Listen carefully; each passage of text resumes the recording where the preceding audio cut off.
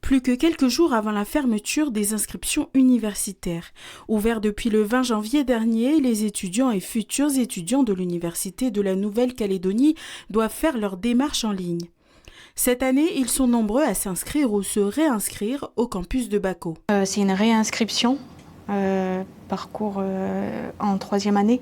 Les 2 premières années, je dirais pas que c'est difficile parce que, étant donné moi, mon parcours professionnel d'avant, on va dire, je dirais pas que non plus c'est facile, mais ça s'est déroulé, on va dire, plutôt bien. Et puis cette année, quand même un peu de stress parce que c'est la dernière année. Il y a beaucoup de choses, de challenges aussi derrière, de stress.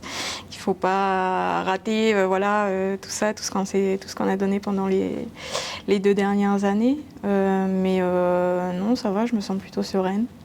Et si Vanessa est confiante, l'équipe pédagogique compte bien tout mettre en œuvre pour la réussite de ses étudiants. Cette année, on s'est organisé avec les équipes pour optimiser en fait les emplois du temps. Concrètement, ça veut dire que les étudiants vont avoir plus d'heures de cours chaque jour, chaque semaine.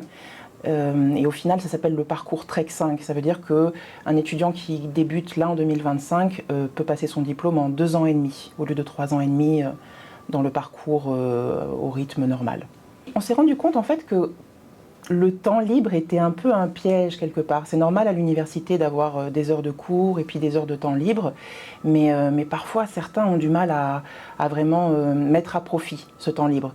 Donc on s'est dit qu'on allait essayer une autre façon de procéder, c'est-à-dire remplir davantage les emplois du temps, être un peu plus quelque part dirigiste sur les temps de travail, les temps de révision, de façon à ce que les étudiants réussissent au mieux, même si parfois il manque un peu d'autodiscipline. On va les aider. Le campus de Bako continue de proposer son catalogue de formation avec de nouveaux projets de diplôme universitaire qui devraient ouvrir au cours de l'année. Pour l'instant, le début des cours est programmé pour lundi prochain. Les navettes et les logements étudiants sont toujours disponibles pour celles et ceux qui souhaitent en bénéficier.